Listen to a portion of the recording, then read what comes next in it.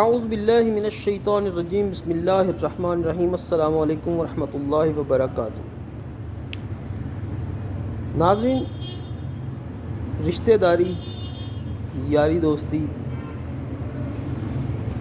کوئی بھی رشتہ الغرض آپ کی فیملی میں، دوست احباب میں، کہیں بھی کوئی بھی رشتہ آپ کے ساتھ بنتا ہے وہ ایک بڑا قیمتی رشتہ ہوتا ہے، لیکن یہ رشتہ ٹوٹتا کب ہے؟ اس کی 3 وجوہات ہیں۔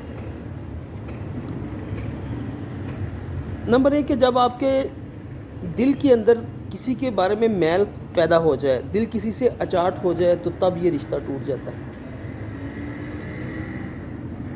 یا پھر آپ کی طبیعت کے اندر ضد پیدا ہو جائے، کسی چیز کی ایسی ضد، ایسی جستجو کہ جو آپ کے کسی رشتہ دار کے پاس ہے لیکن آپ چاہ رہے ہیں یار وہ میرے پاس آ جائے، اور اس کے لیے آپ ضد باندھ لیں، تب بھی رشتہ داری میں وہ رشتہ ٹوٹ سکتا ہے۔ اس کے اندر وہ خلوص نہیں رہے گا جو اس سے پہلے ہوگا، آپ کی ضد سے پہلے ہوگا۔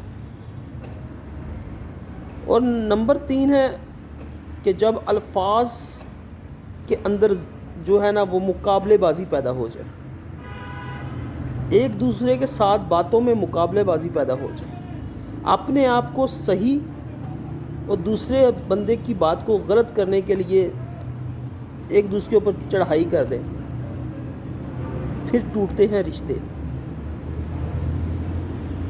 تو اگر آپ چاہتے ہیں کہ رشتے نہ ٹوٹیں تو ایک دوسرے کو برداشت کرنا سیکھیں۔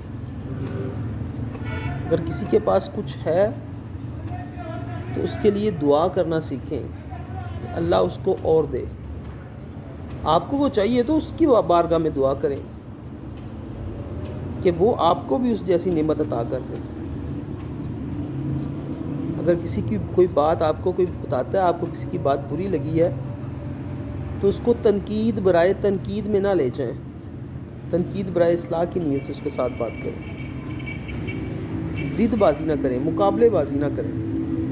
اس سے رشتے بچ سکتے ہیں، رشتوں میں تناؤ نہیں آئے گا، رشتوں کے اندر مضبوطی آئے گی۔ کاش کہ کسی کے دل میں اتر جائے میری بات۔ وما علینا الا البلاغ۔